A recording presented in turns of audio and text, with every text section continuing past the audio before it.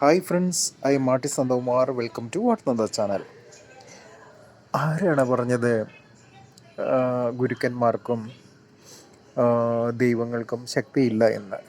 പലപ്പോഴും അങ്ങനെ എൻ്റെ മനസ്സിൽ ചില ചിന്തകൾ തോന്നിയെങ്കിൽ പോലും ചില ചില കാര്യങ്ങളിൽ എനിക്കതൊരു പവർഫുള്ളായിട്ട് തോന്നിയിട്ടുണ്ട്. അങ്ങനെ ഒരു സംഭവമാണിത്.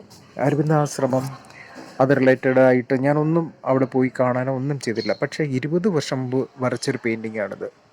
ഇത് വീണ്ടും കാണേണ്ട ഒരു സാഹചര്യം വന്നു.